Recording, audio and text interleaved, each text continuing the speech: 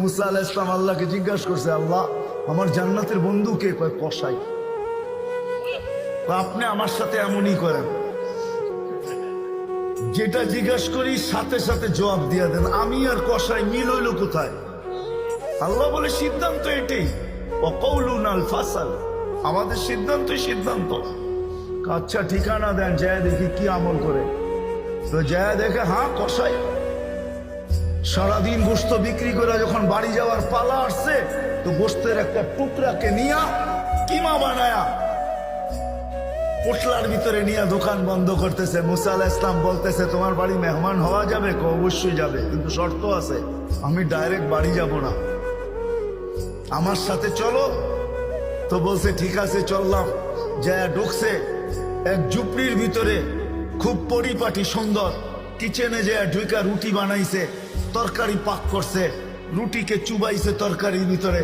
তারপরে এক খুনখুনে বৃদ্ধাকে বুকে টেক লাগায় বসাইছে, পিঠ লাগায় বসাইছে, পিঠ বুকের সাথে লাগায় বসায় নেওয়ালা বানায় বানায় খাওয়াইতেছিল। মুসা আলাইহিস সালাম দেখতেছেন, কেননা ওনার অভিজ্ঞতা ছিল খিজির আলাইহিস সালামের সাথে বেশি প্রশ্ন করা, 3 প্রশ্নেই ওয়াকআউট। আল্লাহর রাসূল বলছে, লাউ সাবারা মুসা লা আলিমনা কাসীরাম মিনাল খায়র। মুসা আলাইহিস সালাম যদি আরেকটু ধৈর্য ধরতেন, তাহলে আমরা আরো তথ্য জানতে পারতাম। তো উনি বুঝে গেছেন চুপ থাকাই ভালো, কিচ্ছু জিজ্ঞাসা করেন নাই। যখন খাওয়া দাওয়া শেষ, পরিপাটি শেষ, শোয়া দিয়া এখন বলতেছে, পাশেই আমার বাড়ি, চলো আমার বাড়িতে মেহমান থাকবে। এখন আর চুপ থাকতে পারেন নাই। তো বলতেছে, শোনো এই বৃদ্ধা কে? আমার মা। সকালে যখন যাই তো পরিপাটি করা যাই, খেদমত করা যাই, বিকালে যখন আসি তো আগে মার খেদমত করি, তারপরে নিজের ঘরে যাই। বুঝলাম, কিন্তু তুমি খেদমত করার পরে মা জানি হাত উঠায় কি বললো? খুনখুনে বৃদ্ধা, তো দাঁত নাই। দূর, বাদ দাও পাগল মা।